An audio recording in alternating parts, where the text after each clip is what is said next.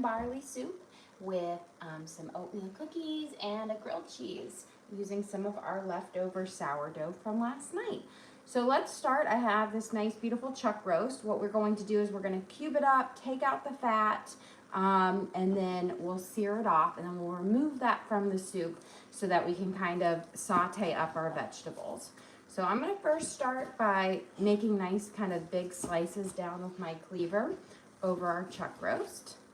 And then I'm going to cut that big vein of fat out because we are going to be searing this off. With a nice oven roast, like roasting in the oven, that fat will render down and make your meat tender. But in a soup or a stew, it's just going to get chewy. So you want to make sure you cut it out. Okay. So right now I have about 2 pounds of chuck roast, but I'm sure by the time I get done, trimming off all the fat, I will be probably down to,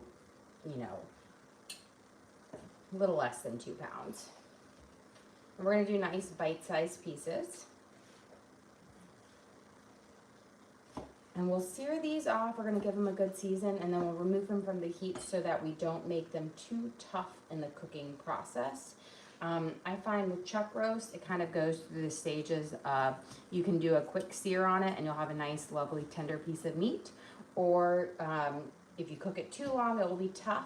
But then if you cook it for an even longer amount of time, it gets tender again. So we're going to do that kind of quick sear on it so it's nice and tender, and then we'll have it added back into our soup, which will prevent it from getting too tough but remain nice and tender. So we're going to just cut off again some of these big ribbons of fat on there so that it's not super chewy. Luckily with chuck roast, you can actually almost peel the fat away because it is very marbled in it, which makes it a little bit easier to trim up. So it's not too difficult to trim up. Keep these guys off. I don't want to leave my pieces of meat too big because again, this is a soup, so you want to be able to eat your meat without having to get like a fork and a knife out. Yeah. And then for this is kind of like a quicker version of a barley soup, so we are going to be using quick barley instead of like a pearled barley, which typically takes like an hour and a half to cook up to get to tender. And so doing the quick barley just means that the oats have already been steamed so that they soften up much faster, but essentially gives you the same taste and final product of it. Okay, and then we're going to make up some oatmeal cookies because it just feels like an oatmeal cookie day on there. And these are like our family favorite oatmeal cookies. So I think Torn will be excited because he loves these cookies when we get home. And yeah, so let's get these cubed up. Again, not too big. We're gonna season. We're gonna do a really simple seasoning today. Just bay leaves, a little bit of fresh thyme, oregano, garlic, black pepper, just simple. I don't want to overcomplicate the soup with too many spices on here because it is just a traditional base to it. We will use a little bit of kitchen bouquet in it, which is a browning seasoning, which is made from like roasted veggies, which adds this beautiful color to the broth, which I love to use in kind of beef stews. There we go. Let's get this all trimmed up there. You see, it just slides right off. I'm aiming for like, dice-sized pieces, nothing too big. Let's get here. Just a few more pieces to trim up. And then we'll be ready to season these guys and saute them off. And I'm going to use my cast iron coated Dutch oven today instead of my enamel one because we are going to be kind of searing off this meat, and I want that nice kind of sear on it, like that cooked texture that cast iron gives. It's just a little bit nicer than the enamel coating. Let's get that fat out. I was excited when I went to the store. My daughter asked me to take her to the store early this morning before school because she had a friend's birthday. And I was like, oh, I'm going to go check, from there, let me see if they have some chuck roast. And it was my lucky day because the chuck roast was like on sale. So I was very happy. I walked away with 3 chuck roasts. So we're gonna be having pot roast this week and maybe something else.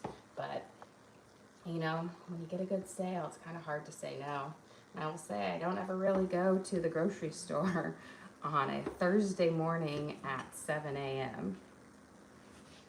Okay. We've got these all trimmed up for the most part. Again, you just want to get most of the fat off. It's okay if there's a couple little veining in there. It's just the big chunks of like the white fat that isn't gonna be nice enough. Give a quick wash.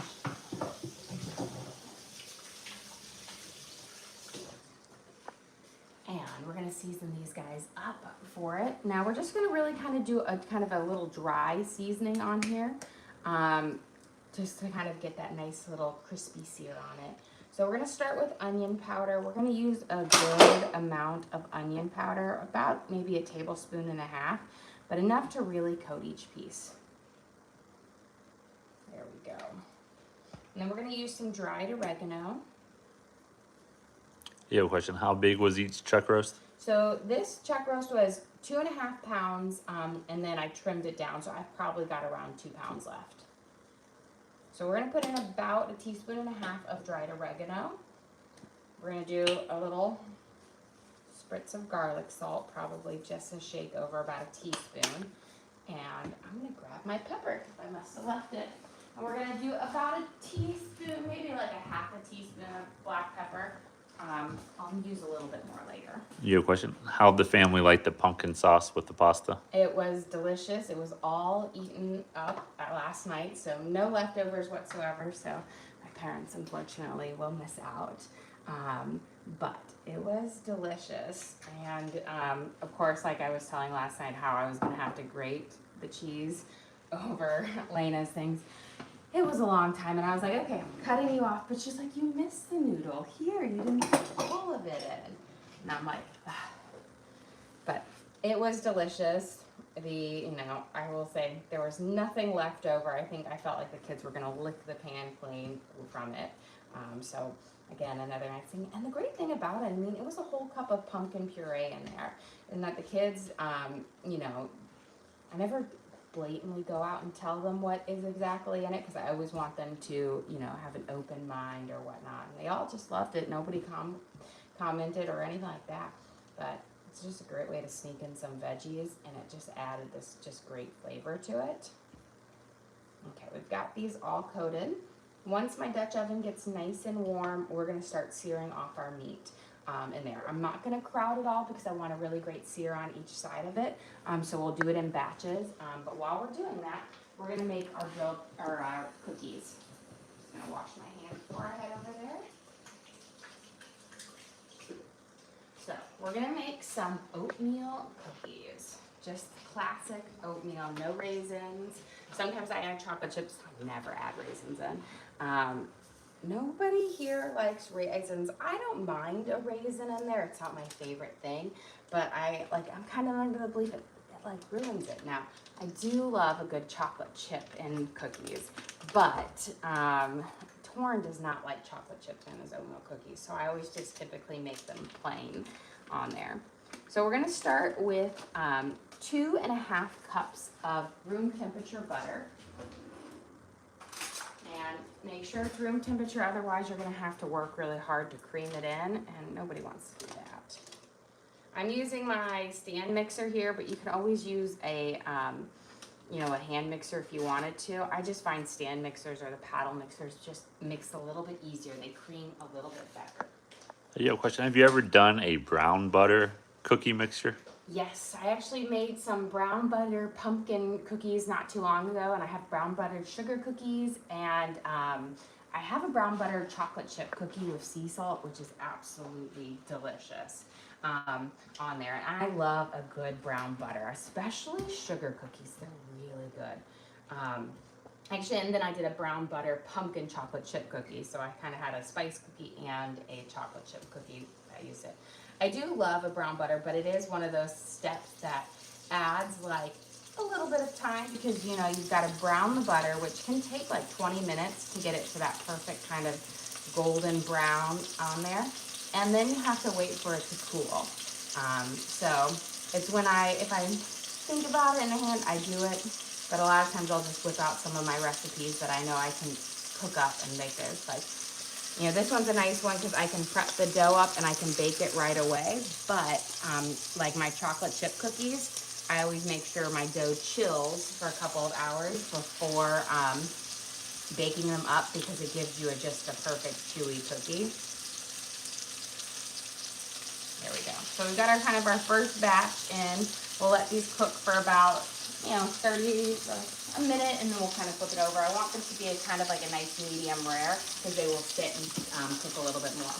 Okay, we've got 1.5 cups of butter, and then we're gonna add 3/4 cups of brown sugar and 1/2 cup of granulated sugar. So we wanna make sure our brown sugar is firmly packed. This is a 1/2 cup, so I'm gonna do one of these plus 1/2 of it.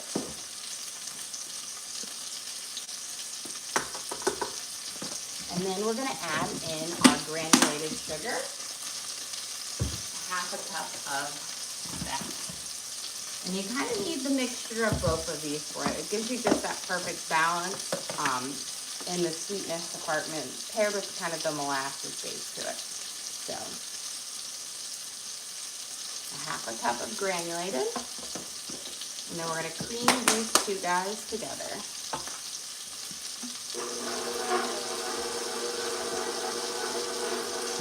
While those are creaming, let's get to our meat and flip it again. We kind of cube them nice and small, so they're gonna cook up pretty fast. We'll flip them over, sear them off. It doesn't matter if they're not completely cooked through, because we will be throwing them back into our soup, but I'm aiming right now for a perfect kind of medium rare so that I don't have to leave them in my soup too long after we cook them.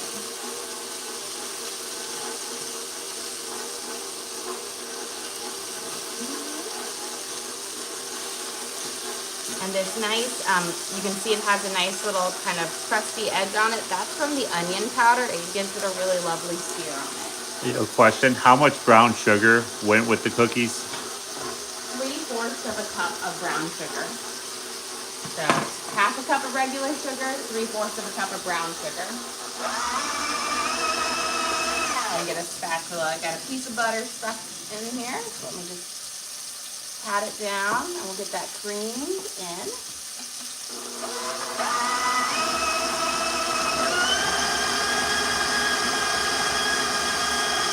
And again, room temperature butter creams better than cold butter.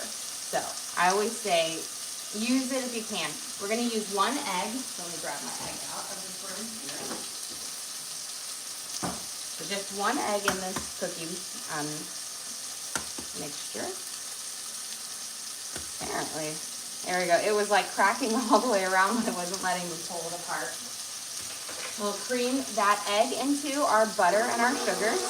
And while that's creaming, we can get our first batch of our meat out. So I'm going to give it a quick stir. Turn that off.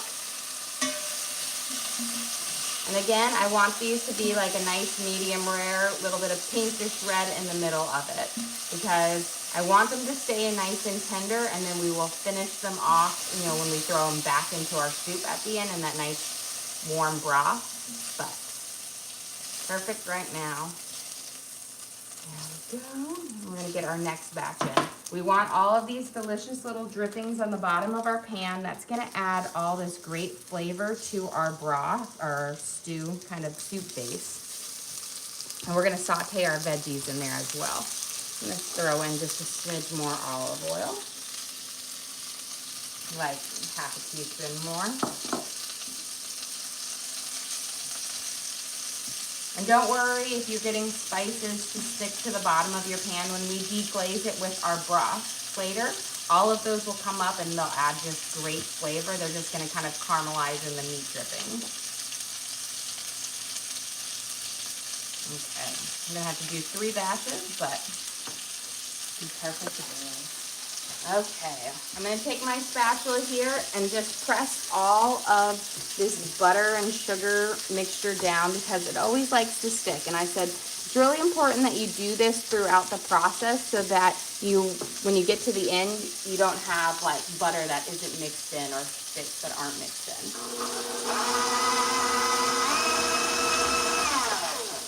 Get a good slide up. And now we're going to add in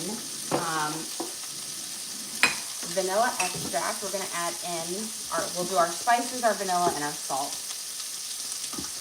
Get all of these things up here.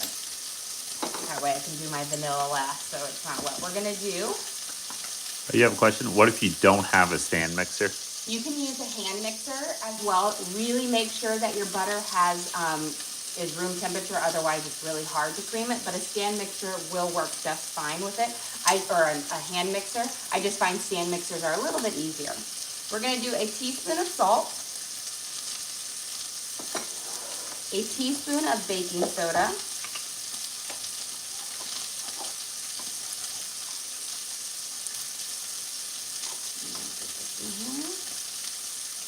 there we go, a heaping teaspoon of cinnamon,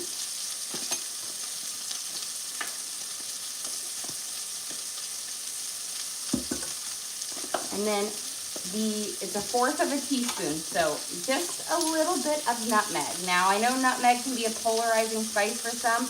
I feel like this gives that missing flavor in the oatmeal cookies. You just need a little bit. It's pretty strong. So 1/4 of a teaspoon of nutmeg, and then we're going to do a teaspoon of vanilla extract.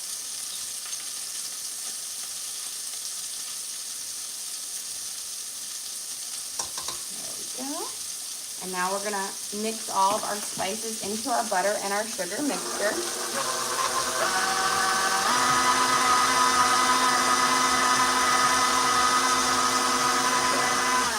And we're gonna flip our meat over here.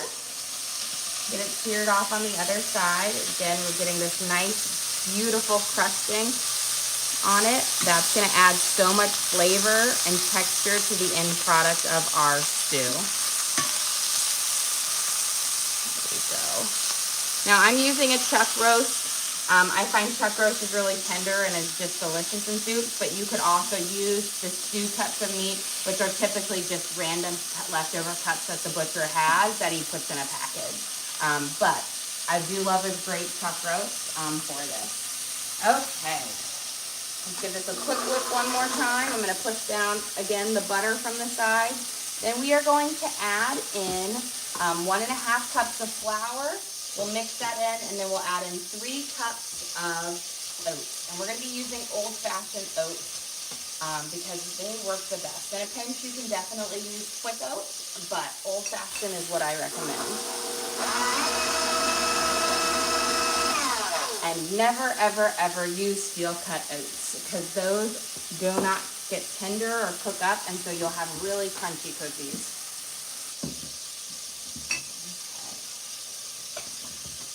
Add in our flour. We're going to do 1.5 cups of flour and just good old all-purpose flour.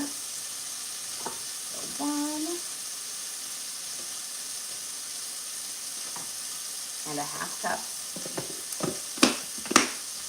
We're going to cream that in. And while we do that, we can take out our meat for our second batch here.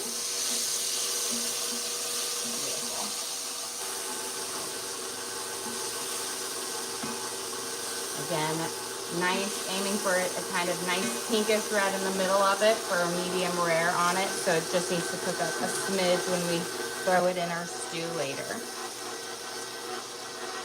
Okay. And again, before I put this last batch in, I'm going to put about 1/2 teaspoon of oil in here, just to make sure I have that nice kind of oil base to sear them off on, so none of my spices really burn up. Get this last batch in here. Beautiful. And again, don't overcrowd it. Do it in batches. You might think, oh, do you have to do it in batches? It is going to give you a much better cook on your meat where they're each getting that individual heat from the bottom of the pan, which will prevent it from just seizing up and leaking out a bunch of juices. It's going to allow you to get a really good sear on it.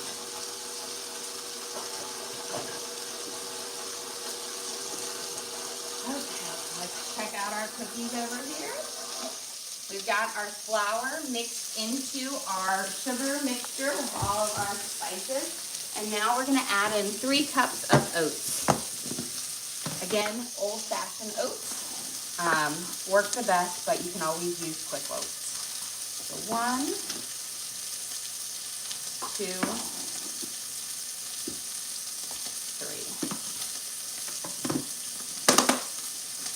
Mix these guys up.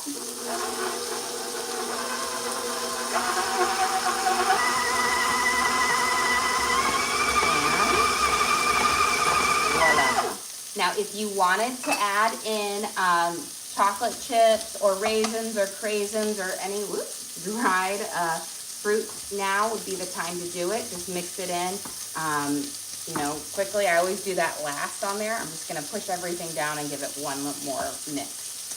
Pop my thing back in. And then our cookie base is done.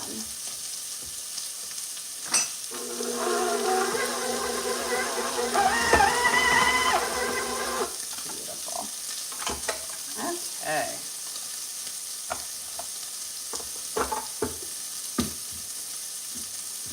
Let's scrape these guys all off. We don't want any of it to go to waste. And I think the nice thing about these cookies are you can bake them right away. They're not a chill one that needs to chill, which is nice. And that's because that oats kind of help absorb some of that moisture in it, and just allows it to cook up quickly without, giving you a dry cookie or a crispy cookie.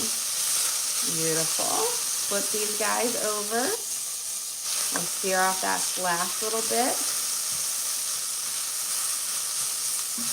on this side. Perfect. Now I do have my oven preheated to 375 degrees.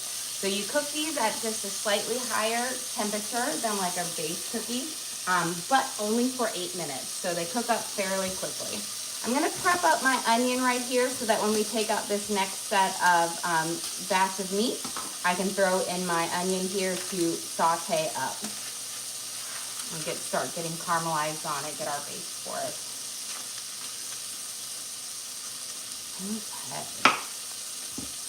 I'm just gonna do kind of a small dice, not a micro dice, but just a slightly smaller on here so you have nice little bits of veggies everywhere.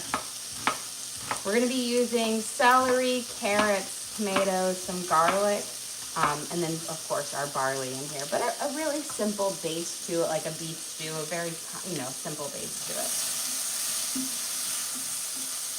Beautiful, I think these are perfect.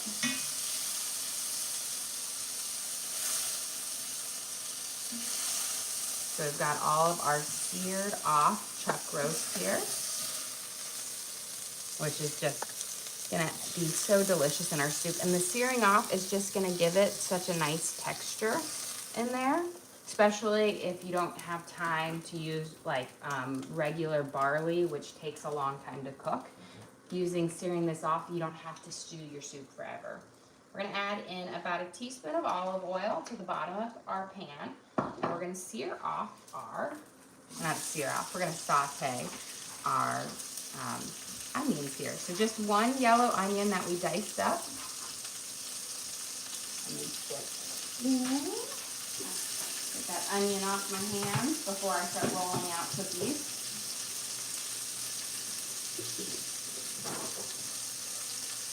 There we go. I'm gonna get a little spatula and give this a nice little toss in here. Now don't worry if you have little spices and bits stuck to your bottom of your pan. When we deglaze with both the tomatoes and the broth, that will come up, and that will add just this wonderful flavor to our stew. We're gonna let that saute. And while we're waiting, we can roll out our cookies. Now these cookies stay kind of like a little dome type things. They flatten out just a little bit, but they don't spread out too much, which is nice. They make for a really delicious, chewy oatmeal cookie that I love. So I'm just gonna grab, I'm gonna say, my guesstimation is these are ping pong ball size bits of dough. That's bigger than a ping pong. I don't think it's bigger than a ping pong. I think these are perfect ping pong size.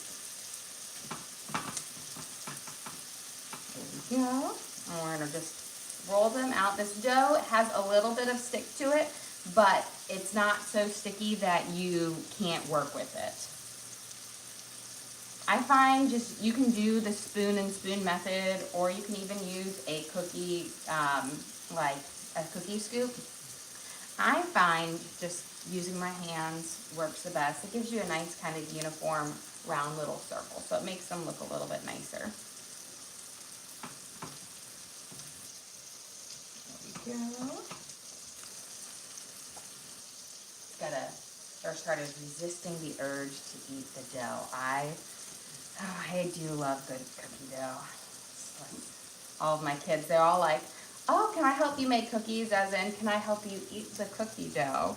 And then I'm always like, well, we gotta save some cookie dough to bake up some cookies. And they're all like, why? The dough is so good. Okay. And this batch, it makes a good amount of oatmeal cookies. On here, I should be able to get 2 trayfuls with about 20 cookies on each tray. So this gives you a good amount of cookies. Now, I don't make super huge cookies. I know like those huge cookies are like really big. I like smaller cookies that you can, take a snack on, eat a couple, feel more like a treat versus the commitment of a big cookie. Although when I do make my copycat crumble cookies, now those are big cookies. There we go. Get this last 4 rolled out. And then these will be ready to bake off in just a second.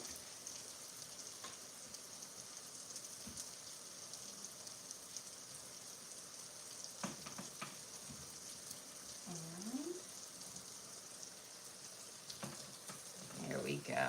So I've got my 20 cookies ready. I'm gonna wash my hands. I'll give our onions a quick stir, and then we're gonna pop these in the oven to bake.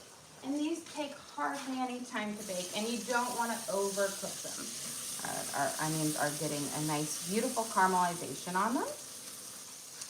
Okay. So we've got our oatmeal cookies. Now, if you wanted to add raisins or chocolate chips or any dried fruit, you definitely could. But we like them just plain Jane here. We're going to bake these at 375 for 8 minutes. Don't overbake. They're going to seem like they're underdone when you take them out. They are not. They continue to cook on the tray, and they'll firm up to be the perfect chewy cookies. Worst thing is an overbaked cookie. So trust it. The time on this one. This is the one I will say cookies are the things that you definitely go by time on versus like look. Okay. I've got our onions sauteing here. Let's get our garlic in, and then we're gonna get some carrots and celery in. I'm gonna use, we don't need that. I've got this, Hulk size garlic clove. So this is gonna be about a little over, like a teaspoon and a half once it's mixed up. You can definitely use garlic too if you want. And here, I've been loving this garlic in a bag that's peeled. I feel like it has just a slightly nicer flavor than garlic. Garlic is more acidic than the peeled garlic here. And it's easier because you don't have to peel it, and that's my least favorite thing with working with garlic. So we're gonna mince this up, we'll throw it in, and we're gonna let it saute for just about a minute or so. Garlic goes from being beautiful to burnt really fast, so just keep your eye on it, keep your temperature down a little bit lower so you don't burn it. There we go. We'll get a couple little more minces over this. We're gonna add this into our pan here. Let's give it a nice little coating in the onions and that bit of that oil. And we're gonna let it kind of toast up. And I'm heating or cooking these over a nice like 4, so a pretty low temperature here, not super high. Let me grab my peeler out. And we're gonna add in some carrots to our stew.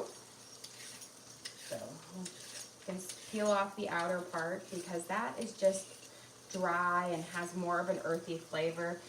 Once you peel it off, you're gonna have that lovely tender carrot with that nice sweet flavor in it.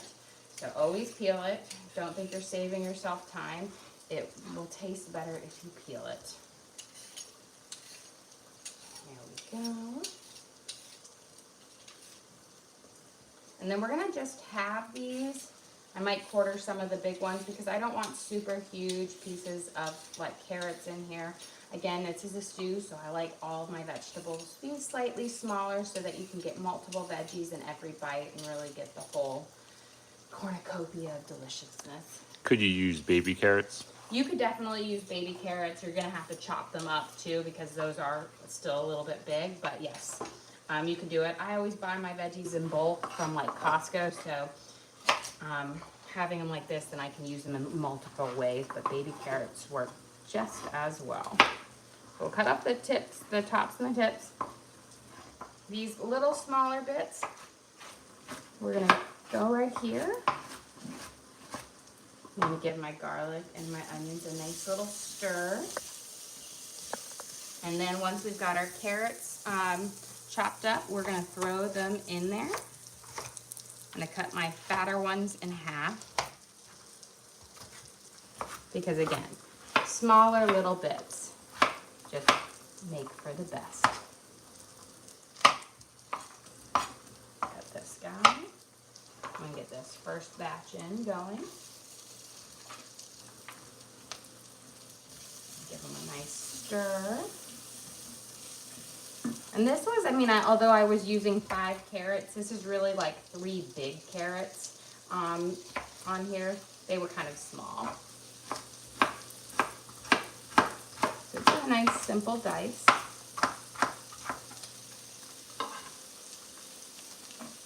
Add those guys in. And then we're gonna do our celery.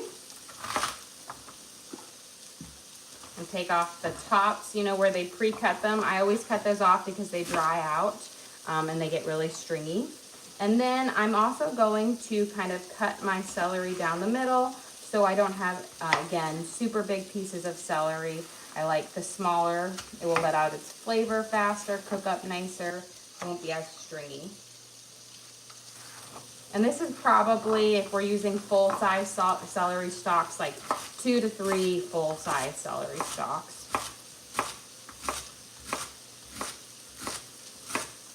And we'll get these in there and start cooking up as well.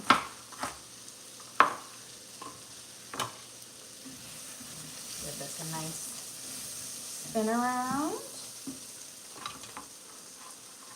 Now we're going to add our celery in.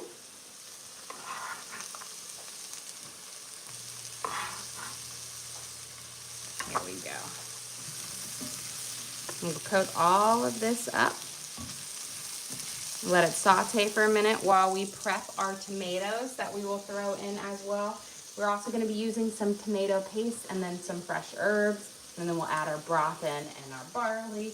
Let that stew for a little bit. We are using quick barley, so you don't have to wait as long to, cook it.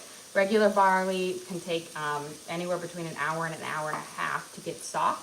Quick barley is like 10 minutes, 10 to 15 minutes, depending on how high you're cooking it. So it'll be perfect time for it to stew up and everything. Get our tomatoes diced up. I am using fresh tomatoes because I love fresh tomatoes, but you can also just use a can of diced tomatoes. On here, I've got 4 kind of small tomatoes, that equal kind of like a can of diced tomatoes.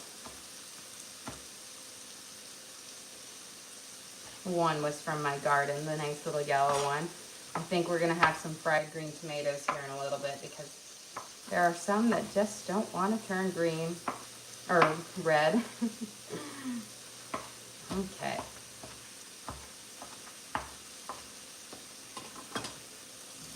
Give this a nice stir.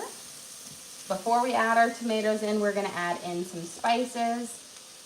We're going to add in a little bit of dried oregano, about a teaspoon.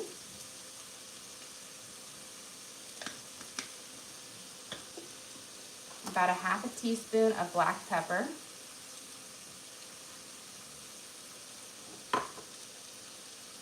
Two bay leaves.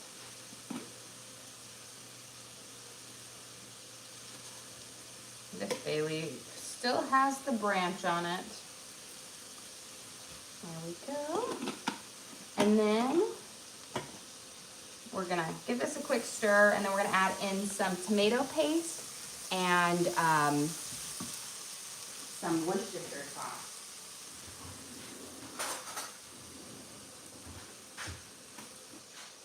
So for our tomato paste, we're gonna use about a heaping spoonful. It's gonna be kind of close to a tablespoon. This is gonna add just a nice acidity to the base of our stew, and it's just going to be really lovely. So let's give this a nice mix in. Heat it up with those spices. It's just gonna really bring out that flavor.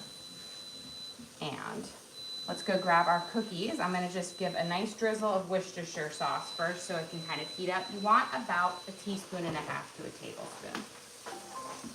Okay, let's get our oatmeal cookies out of the oven here.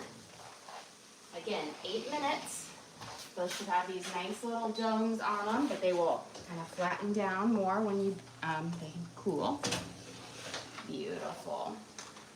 So here are our oatmeal cookies. Accidentally touched one when I grabbed it, but perfect and gorgeous. Let them cool. Don't try to move them or anything for at least 5 minutes. As I say, they continue to cook on the pan. And so you need that residual resting time from that hot pan to get them all the way there. But they are the best chewy, delicious oatmeal cookies. That mix of cinnamon or with a little pinch of nutmeg just does wonders. Okay, let's add in our tomatoes. There we go. This is an interesting question. Would you ever consider doing like a cooking Q&A live where people come, like a Thanksgiving emergency question for cooking? Yeah, I think that could work. I think that would be fun. And hopefully I'd be able to answer everything. But yeah, I mean, I always like to help out and answer any questions that I know of. But yeah.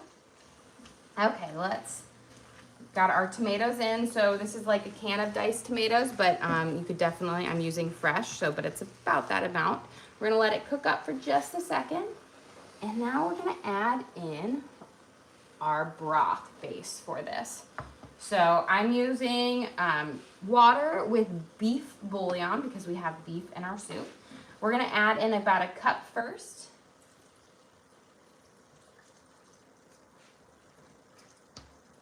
And just kind of mix that in just nicely, kind of scrape. This is where I was talking about any of those spices when we were sauteing the meat.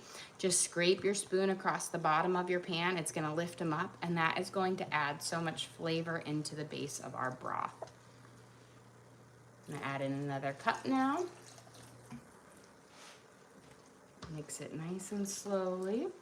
I can turn up my heat now to about a 6. Push all my little veggies down. Do you have a plan for dinner yet? Nope. I've got to think about it. I've got my plan for lunch. I'm not sure. I'll have to see how I feel. I do have a pork roast, so I might actually do, I think I might do that. Pork, I might put it in my Instapot and do a slow cooker on it and do like carnitas or something like that. Mexican or whatnot. I do have some avocados that I want to use up. So maybe something along the line there, but don't hold me to it. Could you use ground beef instead of steak for this? You could definitely use ground beef instead of it. Now it'd be a very different kind of texture and flavor to it. For this, I'm using a chuck roast, so not steak, but ground beef can definitely be a more affordable version of it as well. I would just try to do, like, when you're cooking it up, try to do it in big chunks instead of breaking it up too much. Okay, we're gonna add in a nice big scoop of our beef bouillon here. This is gonna give the saltiness to our soup as well as that nice kind of beefy flavor. Just mix in, and then we're gonna add in our barley. And how much water and all? That was 4 cups of water, so, and I always find that that is perfect for this Dutch oven and making essentially like a 4 to 5 like serving soup, which I think is perfect for lunchtime. Let's get this mixed in. Now I'm gonna have a little bit of a taste of the broth, see where we're at. Perfect. I don't think I need to add anything else to it. So we're gonna bring the temperature up, and then I'm gonna add in our barley. And again, I'm using quick barley. Let me get a little measuring cup here for it. But we are going to use about 3/4 of a cup. I don't want to put too much in. I might actually only use a half a cup because I don't want it to be super like barley-ish. Think of it like rice. You don't want to put too much rice in or it will, scoop up. You have a question? Is there a specific reason that sometimes you add bouillon to the water and then sometimes you do it straight to the soup? If my water is hot, I'll add the bouillon in it for like when I'm making gravy. I need the bouillon already mixed into the broth or something like that, or in a pasta sauce where I don't have a whole big pot of liquid to dissolve it in. Now with soups, I have a lot and that heat will dissolve it well, but if it's going into a sauce or a gravy, it's not going to dissolve as well. So it's kind of more of how getting the flavor through it, so we don't have like big chunks of it. So I think I'll do a little bit more. We'll do 2/3 of a cup. Now this is quick barley, which means it's already been steamed and dried, which means it cooks a lot faster than regular barley. Regular barley or pearl barley can take like an hour to an hour and a half to get tender. This one will cook up things. It will also expand and get a little bit bigger. It's gonna look, if you've never worked with barley before, it's gonna look kind of like oats or oatmeal in there, but it's got a nice nutty flavor to it. Okay, while we're waiting, let's work on our grilled cheese so that we can have that to dip into our soup while that's simmering. Let me just slide this guy out of the way. He's so heavy. So last night we baked up a loaf of sourdough bread, so we're going to use some of our sourdough to make some grilled cheeses because I just love a good soup and sandwich. I'm like soup and sandwich girl, soup and salad. I feel like they go so well together.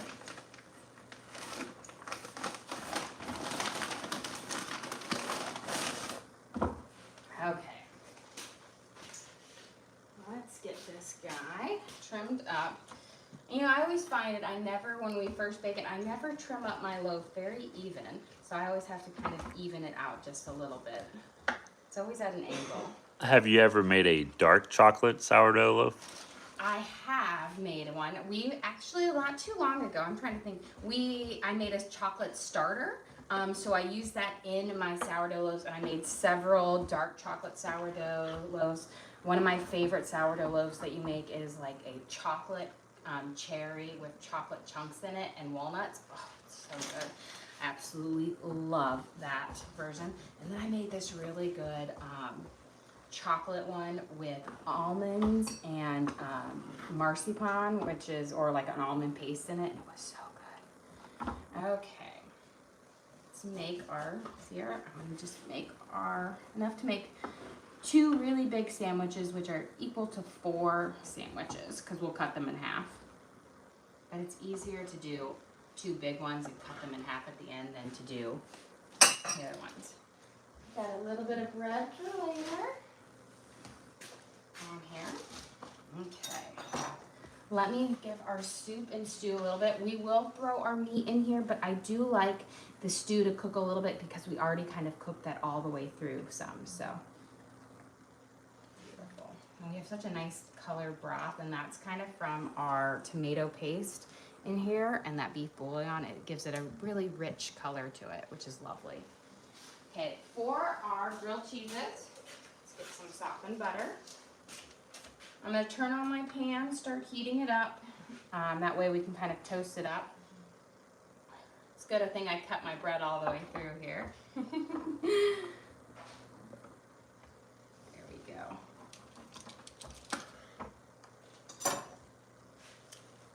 And the cameraman is eating a hot cookie. He didn't wait the full time for it. Are they cool enough? Are they delicious? Good. Always, you know, gotta keep an eye on the cameraman. He steals a lot of food. I feel like I should garnish his wages for it. There we go. So we've got butter. You just need butter on one side. Always pick the prettiest cut side. That way you don't have too many ridges on it because you want it to lie as flat as possible on the pan here. Let's see, this one looks nice right here. And then we're gonna use some Gouda, and then I have a mystery cheese that I'm gonna taste and I tell you what it is. I think it's a Manchego, but I'm not 100% sure because it's out of its wrapper and it's in there, but it will be delicious. Mystery cheese. I always, you know, it's always fun. Gotta have a little, you know, a little chaos in your life at times. So we're gonna use Gouda first because who doesn't love Gouda? And it's a great cheese that melts really nicely. So it's perfect to use in grilled cheeses. And we're getting down to my last little bit of it. Peel off that wax. Here we go.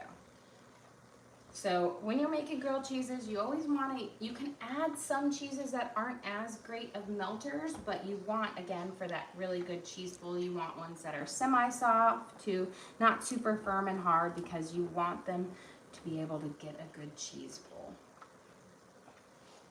There we go. Look at this, kind of perfect. I used up just the last little bit of this. And now we have our, and I'm pretty sure because it looks like a Manchego on here. Now I always like to just, instead of cutting through the middle, I cut from the side down right here, and that just kind of makes it easier because of my blade. But it is a pretty much a soft cheese, but again, yeah, it's a Manchego, which is a Spanish cheese that is delicious. It's a little bit, you know, a little kind of tartness that is similar to, well, I'm trying to see what it's similar to. I don't know, it's just a delicious cheese, guys. It pairs really well with like fruits, I find. Okay. Beautiful. Let's get these guys on here. So what's your favorite cheese? My favorite cheese is probably Gouda. I absolutely love it. It's got this nice creaminess to it that is just amazing. And I love Edam. I feel like those are my favorite cheeses, kind of that semi-soft, kind of the white cheeses.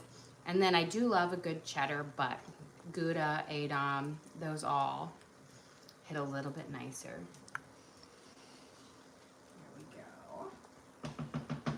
Now, cheeses that I don't like are provolone and Swiss because I feel like they have no flavor.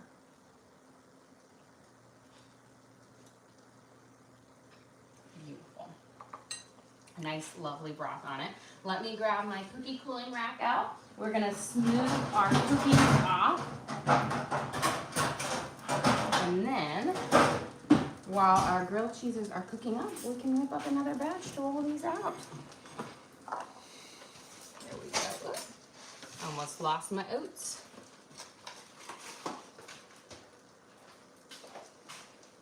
Okay, We're gonna slide our cookies off and let them cool. I'll grab a spatula here. Again, remember you wanna let them sit for at least a few minutes before you take them off because they need to firm up. But I'll show you how. They've got this perfect kind of golden brown at the bottom. I don't even need a spatula. We're gonna put them on here. Because when I bake my cookies, which unless I'm doing like a huge cookie bake-a-thon for like Christmas or whatnot, I always just bake on the top rack and I do multiple top rack batches because the top rack always bakes the best. There we go. And then, got them nice and delicious. So these again are just our classic oatmeal cookie with a little bit of cinnamon and nutmeg in it. Just is perfect and delicious. Just a teeny bit of nutmeg. I know nutmeg is one of those ones that people, you know, you either love it or you hate it, but it just works well with these. Gives you that missing thing. Flip this over. We've got our start on it. We're gonna do half and half, you know, kind of toast it up till that butter is melted and it's warm, and then we will do that final cook on both sides to crisp it up. Let's move our cheeses and stuff out of the way so we can roll up our next batch of cookies and get those baking. Now, I'm thinking, because I have a small batch, I think I might add some chocolate chips in here because, you know, I haven't done an oatmeal chocolate chip one, and this is a great way to do it. So we'll add in some chocolate chips while we're finishing up our soup and stew and get those. So let me grab a bag because I realize we don't have to do all in one. So, since it's only a half batch, you don't need a whole lot of chocolate chips. We're gonna add in just about a half a cup. We'll mix this up in here. Can you go over what's in the soup? Yes, so we have for our soup, we have a lovely, this is gonna be a beef and barley. We sauteed off our beef. Here we have our carrots, onions, celery, garlic, tomatoes, and then our barley in here cooking up, as well as beef bouillon, bay leaves in there. We're gonna add in our stew meat here in just a second. I want our barley to get a chance to get nice and tender before we pop it in there. It doesn't need long to cook because remember we seared it all off beforehand. So there we go. So we've got our chocolate chips mixed into our now. So we can do a double batch, 2 different flavors, 1 base. I'll roll these guys off on here. Let's check. These are going to be cooked up here in just a second for this. And I will say, these cookies, I said, you get a good amount of oatmeal cookies out of this. Now you can go, sometimes I change it up and I change out the cinnamon for pumpkin pie spice. You know, there's a lot of different things that you can do to add slightly different flavors. If you want a more like a Christmas flavor, you could sub that nutmeg in here for a little bit of cloves to give you that kind of that really kind of Christmas spice flavor to it. And just grab a little ball here, we'll roll it up. And then I'm gonna check my grilled cheeses, see if they're ready to flip on there because we should be done with everything in the next few minutes here because we're on the final leg. Get these guys going. So this is, I will say, this is my favorite with oatmeal cookies. I love a good chocolate chip in it. There's this, and I think it's a chain bakery, but I absolutely love it. Let me get this down. It is Great Harvest, and they make this oatmeal chocolate chip cookie that is just amazing on here. Let's grab my spatula. Beautiful. Now we're going to do our final toasting up on each side of our grilled cheeses. And now, before we roll up the last bit of our cookies, I'm going to add in my stew meat so it can stew for the last few minutes. So pour it all in here. This is our seared off beef, our chuck roast. Put it in here with any little residual juices or whatnot and put it all in our soup here to stew up. There we go. Beautiful. You can see how much the barley has grown in size too in here. So just the benefit of using a quick barley is you don't have to stew your soup for ages. Okay, let's get these last ones rolled out.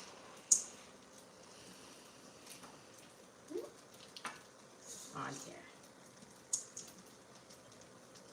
And this is such a simple, I will say, this is the nice thing about this, it's such a simple, like easy oatmeal cookie to make that you can bake up right away. I do have a couple that you have to chill the dough on, which they're all add different complexities and whatnot when you chill dough. But it's always nice to have a cookie that you can make and bake at the same time. And I haven't made these in a while. I've made so many fall cookies recently. A lot of pumpkin flavored cookies because, it's the fall. You gotta do your pumpkin here. But change it up. Okay. This one is gonna be a chocolate chippy cookie. I think I have enough for one more cookie in here. Again, these bake at 375 for 8 minutes. You don't want to over bake them. Kind of that perfect 8 minutes gives you that just beautiful. Take it a little bit off because it looks like I have enough for one more. And then we're going to flip our grilled cheeses here and we will be on our last leg. Okay. Let's flip our grilled cheese. Hopefully it has that nice little toasting on it. And then we can finish off. Beautiful. Okay. So let's go put our cookies in the oven. We'll set our timer for 8 minutes, although I probably will definitely not keep you guys here because we are almost done to serve up. But you guys will see this and then we'll finish off our soup and our sandwich.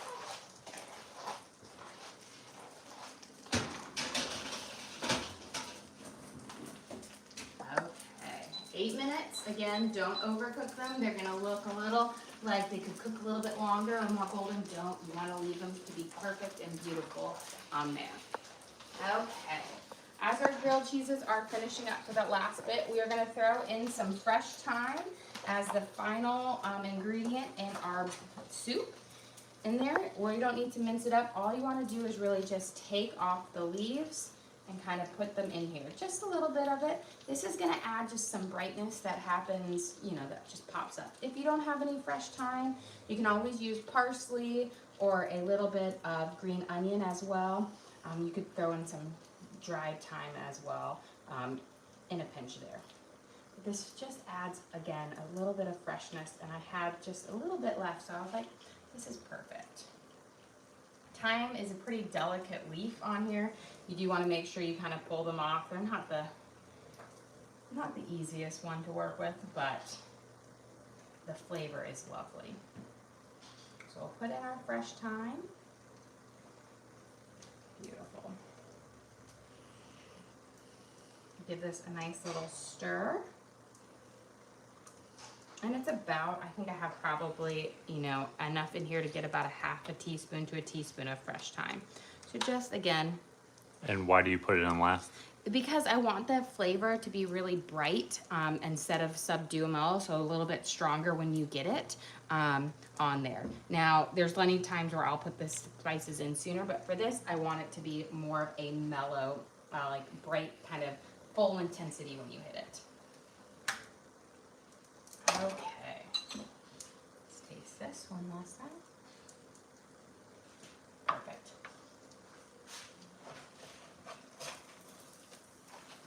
Beautiful. Okay, ooh, that was hot. Let me grab our plates and our bowl. Look at our cute little cauldron here. Get ready to serve up.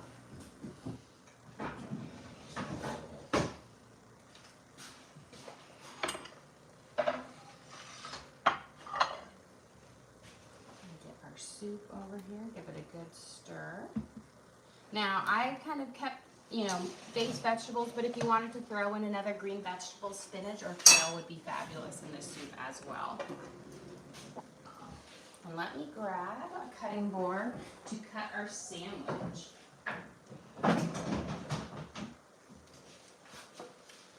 Maybe a little overkill on the cutting board here. Okay, turn this guys off. Beautiful. Okay.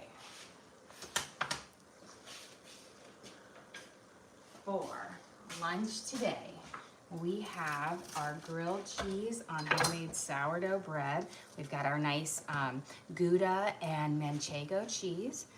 And we will be serving this with our homemade beef and barley soup that is full of chunks of chuck roast, carrots, celery, a beautiful sauce using tomatoes and tomato paste, and then of course we use some quick barley to get that nice delicious oats to it.